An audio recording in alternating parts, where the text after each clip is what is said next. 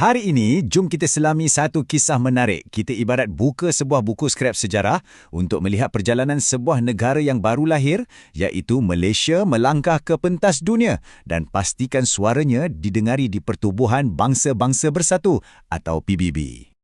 Okey, perjalanan kita ni ada 5 bab utama.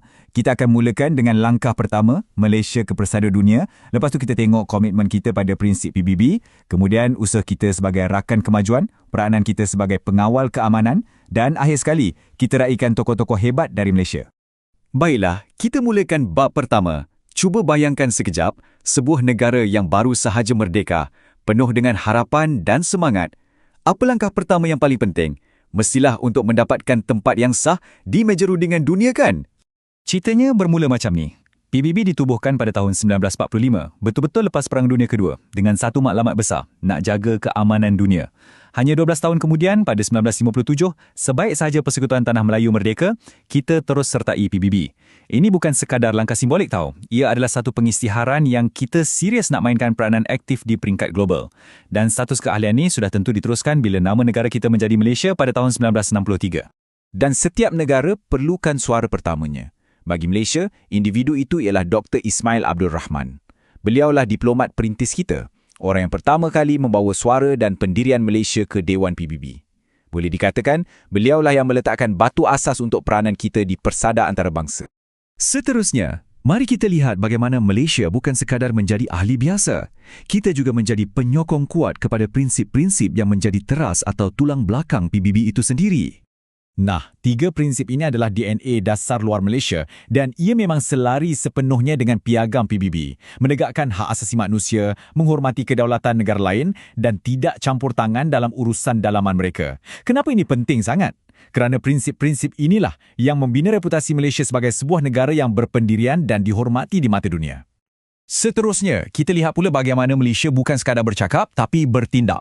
Melalui kerjasama dengan pelbagai agensi PBB, kita telah menjadi rakan kongsi dalam memacu kemajuan bukan sahaja di dalam negara tetapi juga di luar negara. Salah satu contoh terbaik ialah kerjasama kita dengan UNESCO. Cuba lihat senarai ini. Gunung Mulu, Taman Kinabalu, Bandar Bersejarah Melaka dan Georgetown dan Lembah Lenggong. Semua ini telah diiktiraf sebagai tapak warisan dunia. Ini adalah pengesahan peringkat global tentang betapa kaya dan uniknya warisan semula jadi dan budaya Malaysia.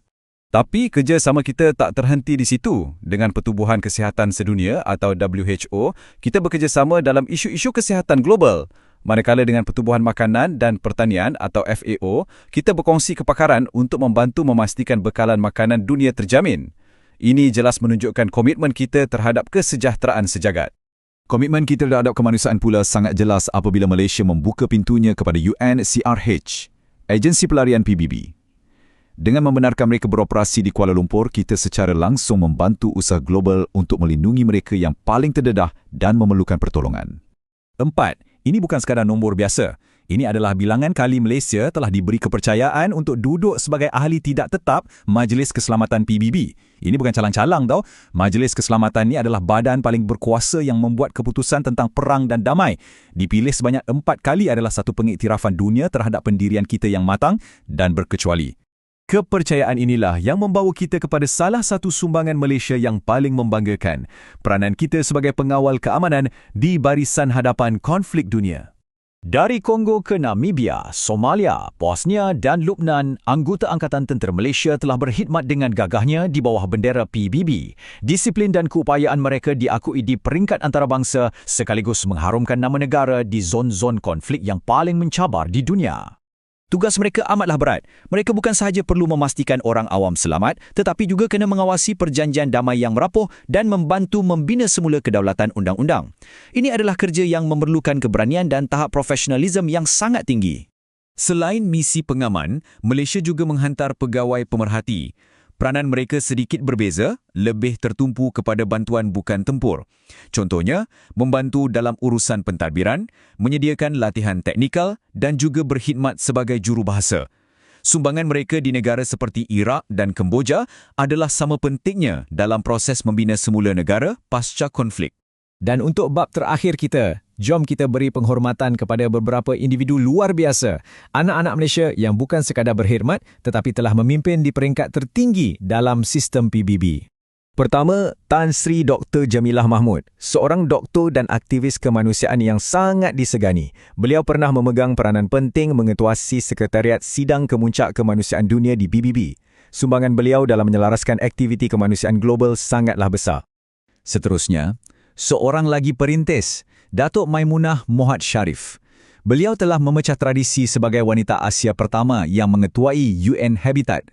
Beliau berada di barisan hadapan dalam menangani cabaran untuk membina bandar-bandar yang mampan untuk masa depan kita semua.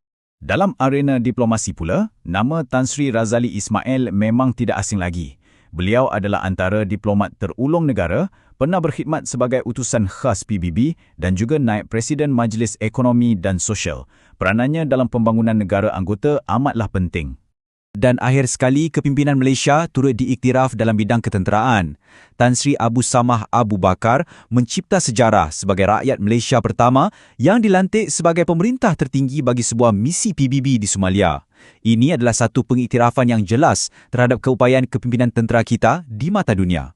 Bila kita tutup helaian terakhir buku skrap ini, kita dapat lihat perjalanannya memang sangat luar biasa.